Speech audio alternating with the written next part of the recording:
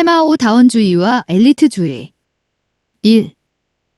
정책 결정을 보는 관점은 정책 목표를 달성할 수 있는 여러 수단 중에서 가장 최선의 것을 선택하는 기술적 결정으로 보는 것과 서로 대립하는 이해관계와 선호를 가진 사람들에 의해 이루어지는 정치적 결정, 즉 권력 모형으로 보는 것이 있다.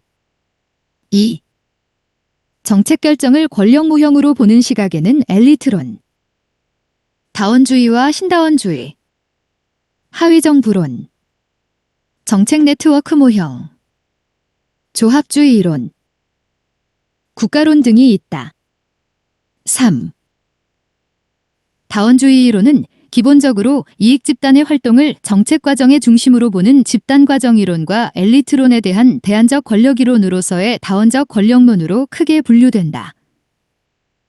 4. 사회 중심적 접근 방법인 다원주의는 다양한 집단들의 선호를 반영하여 정책이 결정된다고 본다. 5.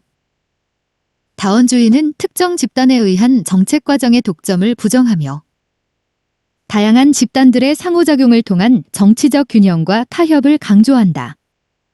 6.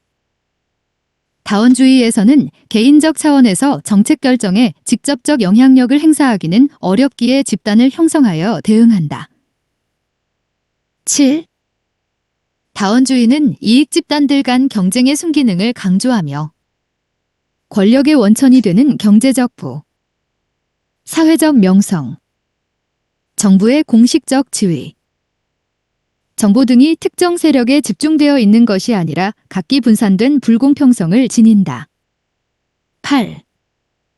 다원주의는 이익 집단 간 견제와 균형이 민주주의의 핵심적 요소라고 주장한다.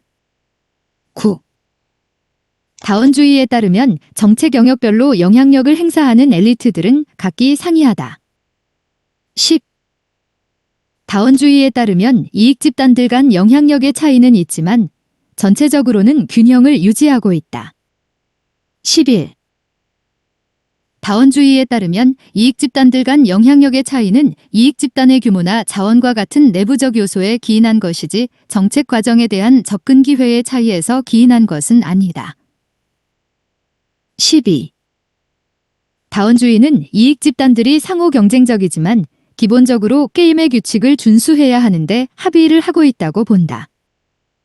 13. 다원주의에서 정부는 게임 규칙의 준수를 감시하는 중립적 심판자의 역할을 수행한다. 14. 벤틀리와 트루만으로 대표되는 이익 집단 이론에 따르면 정치 과정의 핵심은 이익 집단의 활동이므로 정책 과정에서 관료들의 역할은 소극적이다. 15. 이익집단 이론은 정치체제가 잠재이익집단과 중복회원 때문에 특수이익에 치우치지 않는다고 주장한다. 16.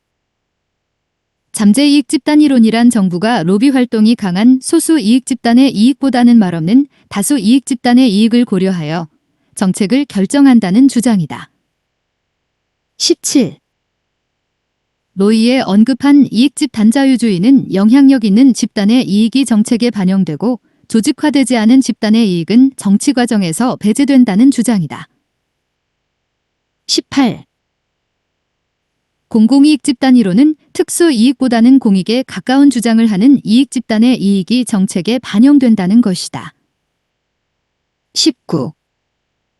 다른 다원론의 관점에서 특정한 어느 개인이나 집단이 정부 정책에 있어 독점적 주도권을 행사하기 어렵다고 주장하였다. 20.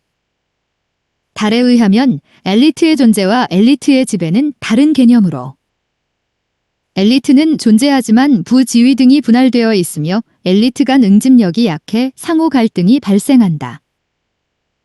21. 달에 의하면 엘리트가 존재하기는 하지만 동일한 엘리트가 모든 정책 영역에서 지배적인 영향력을 행사하는 것은 아니며 각 정책 영역별로 영향력을 행사하는 엘리트들은 상이하다. 22. 달에 의하면 엘리트들이 각 영역별로 다원적으로 존재하는 이유는 영향력을 행사할 수 있는 정치적 자원의 배분이 누적적인 것이 아니라 분산되어 있기 때문이다. 23.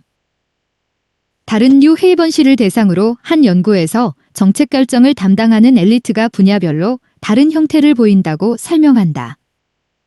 24. 고전적 엘리트론은 어떤 조직이나 사회에서도 집단이 구성되면 거기에는 소수의 엘리트에 의한 지배체제가 필연적으로 나타날 수밖에 없다고 주장한다. 25. 고전적 엘리트론의 대표적인 학자로는 모스카, 파레토, 미헬스 등이 있다. 26.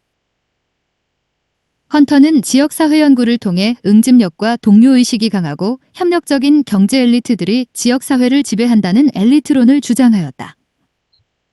27. 헌터의 명성적 근법은 사회적 명성이 있는 소수자들이 결정한 정책을 일반 대중이 수용한다는 입장이다. 28. 밀스는 지배적인 엘리트들이 공통의 사회적 배경과 이념 및 상호 관련된 이해관계를 공유하고 있다고 주장하였다. 29. 밀스는 파워 엘리트론 1956에서 지휘적 근법으로 미국 전역을 연구한 결과 군산복 합체에 의한 주요 정책의 독점성을 폭로하였다. 30.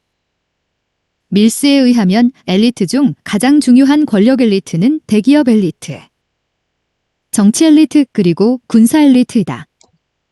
31.